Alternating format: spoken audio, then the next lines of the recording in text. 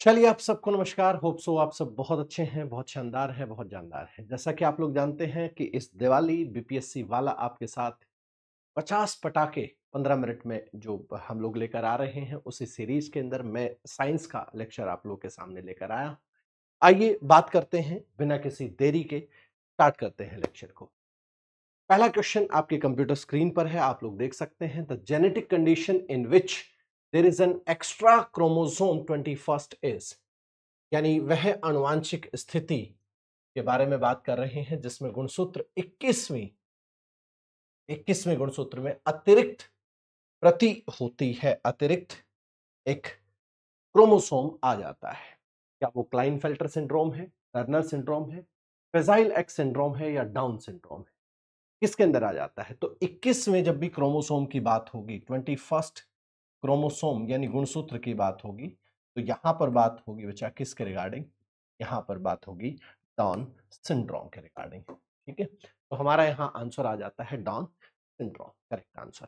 इसके बाद next question की तरफ मूव करते हैं। Next question, which organism is considered a connecting link between reptiles and birds? कौन सा जीव जो है वो सरीसृपों और पक्षियों के बीच की एक कड़ी माना जाता है?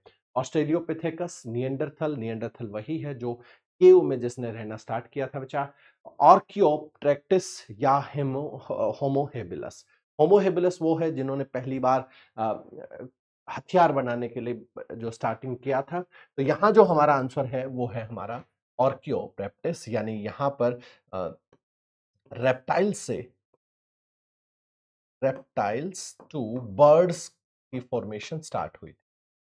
रेप्टाइल से बर्ड्स बनना स्टार्ट हुआ था, वो है हमारा ऑर्कियोरेप्टिस, रेप्ट्रिक्स जो है ये है हमारा करेक्ट आंसर। इसके बाद नेक्स्ट क्वेश्चन की तरफ चलते हैं बच्चा। Which plant group known as amphibious of the plant kingdom? पौधों का वह समूह जिससे पादप जगत का उभयचर कहा जाता है, इसके बारे में आपसे पूछा गया है। क्या ब्रायोफाइटा को, टेरिडोफाइटा को, थैलिडोफाइटा को या जिम्नोस्पर्म को? तो जो ब्रायोफाइटा होते हैं, ब्रायोफाइटा कौन होते हैं? पादप जगत के उभयचर के रूप में ब्रायोफाइटा को जाना जाता है। चलिए अगले क्वेश्चन पर की तरफ चलते हैं। Which pigment is essential for absorbing light during photosynthesis? प्रकाश संश्लेषण के दौरान प्रकाश को अवशोषित करने के लिए आवश्यक वर्णक कौन सा होता है? कैरोटीन है, जेंथोफिल है, एंथोसाइनिन है या क्लोरोफिल ए है? देखो क्या पूछा गया है, प्रकाश संश्लेषण के दौरान प्रकाश को अवशोषित करने के लिए आवश्यक, तो प्रकाश को जो अवशोषित करता है वो क्लोरोफिल ए जो है वो अवशोषित करने का काम करता है। कौन? क्लोरोफिल ए जो है अवशोषित करने का काम करता है। इसके बाद नेक्स्ट क्वेश्चन की तरफ चलते हैं। The process in which spore produced for the asexual reproduction. आप जानते हैं असेक्सुअल रिप्रोडक्शन 6 प्रकार का होता है, जिसके अंदर यहां आपसे पूछा गया है जो बीजाणु कहते हैं, तो बीजाणु का मतलब क्या हो गया? स्पोर की फॉर्मेशन यानी बीजाणु का बनना। तो हमारा यहां पर करेक्ट आंसर हो गया स्पोर फॉर्मेशन, करेक्ट आंसर हो गया बच्चा। इसके बाद नेक्स्ट क्वेश्चन की तरफ चलते हैं। The process of splitting water during light reaction is called. प्रकाश अभिक्रिया के दौरान दौरान जल के विखंडन की प्रक्रिया को क्या कहा जाता है? तो जल के विखंडन की प्रक्रिया को क्या कहा जाता है? क्या प्रकाश विघटन कहा जाता है, ग्लाइकोलाइसिस कहा जाता है, किण्वन या श्वसन? देखो बात की जा रही है splitting of light during reaction, तो उसे फोटोलाइसिस नाम दिया जाता है बच्चा, प्रकाश विघटन उसका नाम दिया जाता है। चलिए अगले क्वेश्चन की तरफ चलते हैं। इसके लिए आप जानते हैं कि दिवाली पर वैसे तो पीडब्ल्यू हमेशा से बच्चों के साथ खड़ा रहा है, हमेशा से जब भी कोई फेस्टिवल होता है तो बच्चों के साथ सेलिब्रेशन किया जाता है। बच्चों के साथ सेलिब्रेशन कैसे? बच्चों के साथ सेलिब्रेशन ऐसे कि उनको अलग अलग ऑफर्स दे करके, उनको अलग अलग बैचेस पर छूट दे करके, ये इस तरह से। तो आपको यहाँ पर बीपीएससी वाला की तरफ से भी जितना भी बीपीएससी के बैचेस हैं सबके ऊपर 75% की छूट आप लोगों को यहाँ पर मिल रही है, चाहे वो सक्षम बैच हो, प्रथम बैच हो, सर्व सक्षम हो, सर्वप्रथम हो, एनसीईआरटी हो और 71st मुख्य बैच हो, सफलता बैच हो, दीक्षा जो है जो टेस्ट सीरीज है बच्चा, या और भी जितने भी बैचेस हैं सबके ऊपर 75% का आप लोगों का ऑफ है यहाँ पर। चलिए अगले क्वेश्चन की तरफ चलते हैं। Which disease is caused by deficiency of blood clotting कौन होता है? हेमोफीलिया बच्चा, जिसके अंदर थक्का बनने के तत्वों की कमी से रोग। टोटल कितने तत्व होते हैं जिनसे थक्का बनता है? 13 पदार्थ होते हैं जो थक्का बनाने में उपयोगी होते हैं। चलिए अगले क्वेश्चन की तरफ चलते हैं। हेमोडायलिसिस एक टेक्निक है जिसको यूज किया जाता है बच्चा। हेमोडायलिसिस की तकनीक का उपयोग कृत्रिम वृक्क द्वारा रक्त छानने, देखो डायलिसिस नाम सुना है तो हेमोडायलिसिस जो कृत्रिम रूप से किडनी लगा करके, यानी आर्टिफिशियल किडनी कहते हैं उसको, हेमोडायलिसिस प्रोसेस एक प्रोसेस है जिसके थ्रू बचा ह्यूमन ब्लड को प्योरीफाई किया जाता है। तो यहां पर हमारा आंसर आएगा filter blood using artificial kidney. चलिए अगले क्वेश्चन की तरफ चलते हैं। Which hormone lowers blood sugar level, कौन सा हार्मोन है जो रक्त शर्करा के स्तर को कम करता है? कौन कम करता है? इंसुलिन। अगर इंसुलिन ही कम हो गया तो क्या होगा? रक्त शर्करा लेवल बढ़ जाएगा, और बढ़ जाएगा तो क्या हो जाएगा बच्चा? High sugar. और हाई शुगर को क्या कहा जाता है? हाई शुगर को कहा जाता है डायबिटीज। डायबिटीज मिलिएटस कहा जाता है। ठीक है जी, मिलिएटस कहा जाता है। चलिए नेक्स्ट क्वेश्चन की तरफ चलते हैं। Which hormone cause dilation of pupil and increase heart beat, कौन सा हार्मोन पुतलियों के फैलाव और हृदय गति को नियंत्रित करता है? स्ट्रेस, डर, है ना, इमरजेंसी हार्मोन। तो डर का हार्मोन कौन है? एड्रेनलिन इज अ डर हार्मोन, है ना। चलिए बच्चा, तो हमारा यहां पर आंसर कौन हो गया? एड्रेनलिन हमारा आंसर हो गया। नेक्स्ट क्वेश्चन की तरफ चलते हैं। Which hormone secreted alpha cell pancreas, तो अल्फा सेल किसका सेक्रेशन करती हैं? ग्लूकोगन का सेक्रेशन करती है। बीटा सेल किसका करती है? इंसुलिन का सेक्रेशन करती है। तो यहां हमारा आंसर कौन हो गया? Glucagon, option A. The hormone which essential for uterine and breast development in women, महिलाओं में गर्भाशय और स्तनों के विकास के लिए कौन सा हार्मोन रिस्पॉन्सिबल या जिम्मेदार होता है? तो कौन बचा? प्रोलैक्टिन इसका हमारा करेक्ट आंसर रहेगा। ठीक है, चलिए इसके बाद हम नेक्स्ट क्वेश्चन की तरफ चलते हैं। The bacterial disease affected both made and female reproductive tract, कौन सा जीवाणु रोग नर और मादा में प्रजनन पथ को प्रभावित करता है? तो गोनेरिया करके जो डिजीज है बच्चा, ये प्रभावित करने का काम करता है। इसके बाद है आपसे यहां पूछा गया है माइस्थेनिया ग्रेविस शरीर में किस हिस्से को प्रभावित करता है?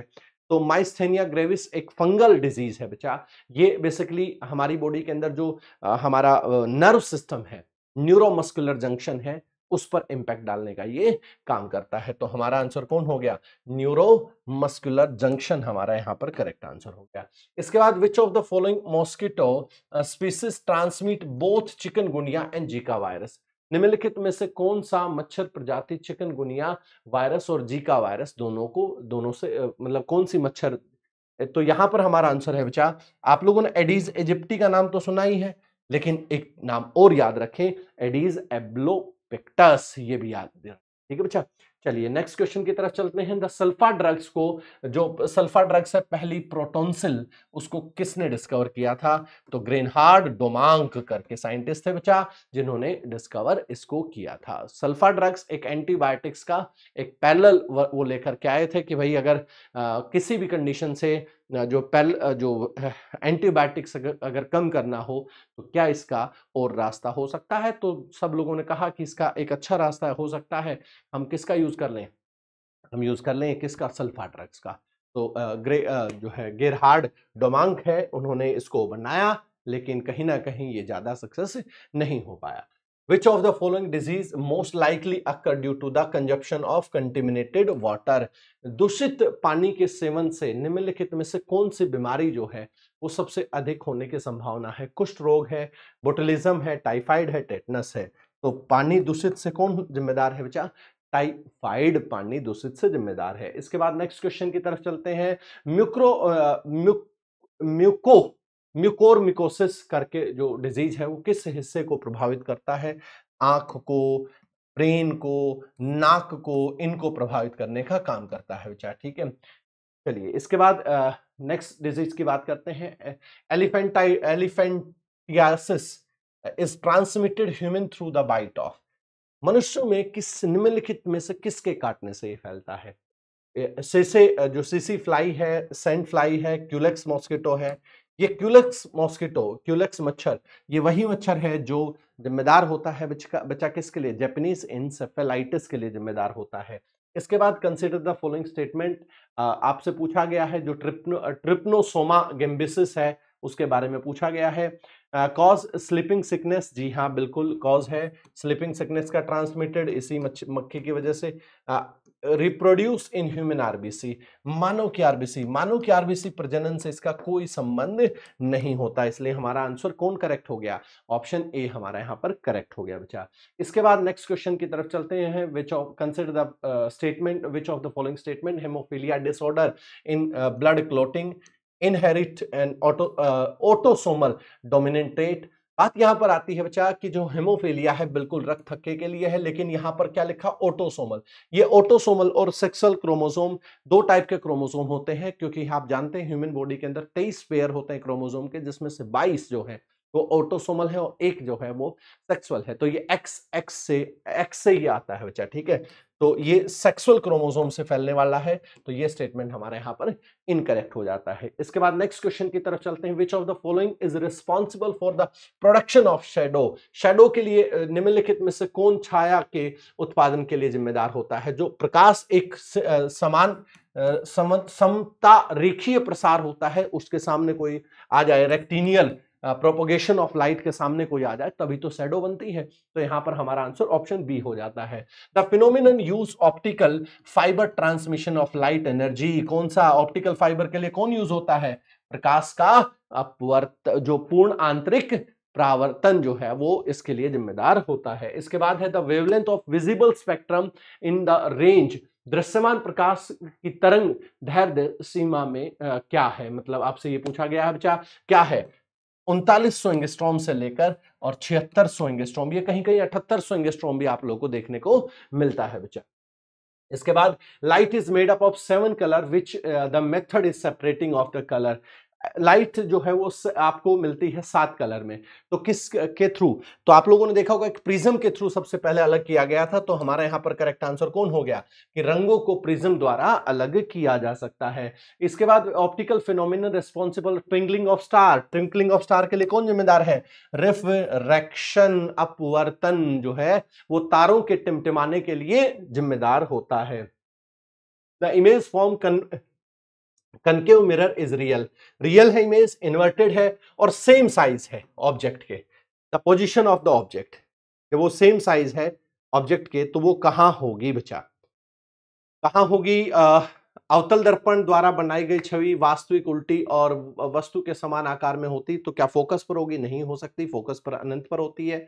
वक्रता केंद्र पर बनेगी ही नहीं, फोकस और वक्रता केंद्र के बीच, वक्रता केंद्र से परे, सेंटर ऑफ कर्वेचर से परे नहीं हो सकती क्योंकि समान दिया है, तो फोकस और वक्रता केंद्र के बीच हम लोग यहां पर करेक्ट आंसर देखेंगे बच्चा। अगर वक्रता केंद्र पर भी होता तो भी हमारा वो करेक्ट आंसर हो सकता था। The mirror used to dentist, dentist कौन सा, जो दंत चिकित्सक होते हैं वो कौन सा जो है वो यूज करते हैं, कौन सा, कॉनकेव लेंस, कौन सा बच्चा, अवतल दर्पण को यूज किया जाता है ना।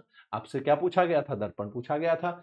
विच vision defect is called, person can not distinct object clearly, बताइए जिसमें पर्सन सी नियर बाई जो नजदीक के हैं अच्छे से देख सकता है, दूर के नहीं देख सकता, तो उसको नियर साइटनेस कहा जाता है, निकट दृष्टि रोग कहा जाता है। चलिए जी अगले क्वेश्चन पर चलते हैं। मायोपिया और हाइपरमेट्रोपिया दोनों पूछ लिया हम लोगों ने, यहां पर कैन बी रिस्पेक्टिवली करेक्ट, निकट दृष्टि और दीर्घ दृष्टि को क्रमशः किसके द्वारा ठीक किया जा सकता है, तो किसके द्वारा ठीक किया जा सकता है बच्चा, कॉनकेव से मायोपिया और कन्वेक्स से किसको, जो है हाइपरमेट्रोपिया, तो अवतल और उतल के द्वारा इसको ठीक किया जा सकता है। नेक्स्ट क्वेश्चन है, how does dry HCl gas not change the colour of, देखिए जब नाम ही आ गया ड्राई HCl, तो ड्राई HCl का मतलब क्या हो गया कि इसमें से H पॉजिटिव आयन रिलीज नहीं होगा, और अगर H पॉजिटिव आयन रिलीज नहीं हुआ तो H3O नहीं बनेगा, है ना बच्चा। तो H3O positive ion not present है क्योंकि H आयन नहीं है, तो इसका मतलब क्या है, इसके अंदर वो नहीं है, तो लिटमस चेंज नहीं होगा इसी वजह से, ठीक है बच्चा, लिटमस चेंज नहीं होगा, H3O पॉजिटिव से लिटमस चेंज नहीं होगा, ठीक है। इसके बाद है the pH value of solution change, 3 से अगर 6 पीएच वैल्यू हो जाती है, तो जब पीएच वैल्यू बढ़ती है ना बच्चा, जैसे मान लीजिए 1 से 2 हुआ, 2 से 3 हुआ, तो उसमें 10 टाइम कंसंट्रेशन कम हो जाती है। तो यहां 3 से 6 आया, तो 3 से 4 के अंदर 10 टाइम, 4 से 5 के अंदर 10 टाइम और 5 से 6 के अंदर 10 टाइम। तो 10 इंटू 10 इंटू 10 और यहां आंसर आया 1000। ठीक है बच्चा, 1000 डिक्रीज हो जाएगी। तो ऑप्शन डी हमारा यहां पर करेक्ट आंसर होगा। इसके बाद नेक्स्ट क्वेश्चन की तरफ चलते हैं बच्चा। विच of the following acid use TNT manufacturing and purification of gold? कौन यूज किया जाता है? नाइट्रिक एसिड यूज किया जाता है, किसके लिए? टीएनटी के लिए यूज किया जाता है। इसके बाद है consider the following statement, strong acids are corrosive than weak acid. जी हाँ बिल्कुल, acetic acid is a strong acid, acetic acid strong नहीं, एसिटिक एसिड वीक एसिड है, तो इसलिए एक स्टेटमेंट हमारा यहां पर करेक्ट हो जाता है। इसके बाद नेक्स्ट क्वेश्चन की तरफ चलते हैं। Which among the following positively charge emitted radio active element? तो रेडियो एक्टिव एलिमेंट में से पॉजिटिव चार्ज कौन है? Alpha particle. कौन है बच्चा? Alpha particle. The mass of neutron approximately किसके इक्वल होता है? द मास ऑफ प्रोटॉन के, अप्रोक्स मास ऑफ प्रोटॉन के इक्वल होता है। फ्रीक्वेंसी इज मेजर्ड इन, आवृत्ति किससे मापी जाती है? तो आवृत्ति को हम लोग हर्ट्ज से मेजर करते हैं, किससे? HZ हर्ट्ज से मेजर करते हैं। Which of the following, pressure की यूनिट क्या है? प्रेशर होता है बच्चा किसके? Force per unit area. तो force per unit area, force per unit area. तो फोर्स कौन हो गया? Newton, area metre square. तो हमारा ऑप्शन ए करेक्ट हो गया। ठीक है, नेक्स्ट क्वेश्चन की तरफ चलते हैं। Which of the following vector quantity, कौन है इसमें से? त्वरण, क्योंकि त्वरण के अंदर कौन आ गया? वेलोसिटी। वेलोसिटी में क्या आ गया? Displacement. Which of the following, निम्नलिखित में से कौन सा बल रेडियोधर्मी बीटा क्षय को नियंत्रित करता है? कौन सा बल बचा? वीक न्यूक्लियर फोर्स, क्योंकि न्यूक्लियर फोर्स में से ही अल्फा, बीटा और गामा रेज निकलती।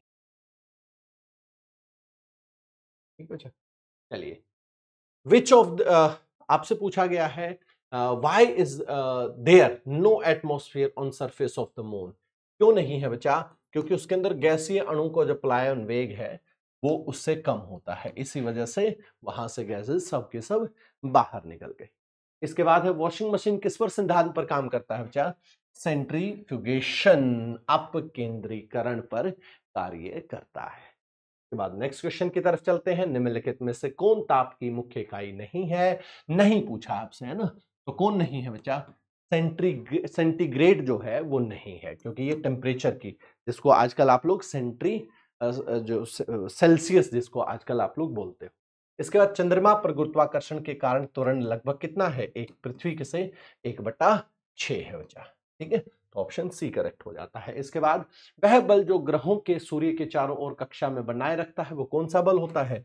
गुरुत्वाकर्षण बल, यानी ग्रेविटेशनल फोर्स जो है वो हमारा यहां पर करेक्ट आंसर हो जाता है। इसके बाद किसी पिंड में पृथ्वी की सतह से ऊंचाई पर लाया जाए तो क्या होगा बच्चा? उसका भार जो है वो घट जाता है, कि अगर उसको ऊंचाई पर लेकर के जाएंगे तो ऊंचाई पर जी की वैल्यू कम होगी, जी की वैल्यू कम होगी तो भार कम हो जाएगा। इसके बाद नेक्स्ट, तैराकी में के आगे गति किस पर कार्य करता है? द फॉरवर्ड मोशन स्विमिंग किस पर काम करता है बच्चा? न्यूटन के तीसरे नियम पर काम करता है।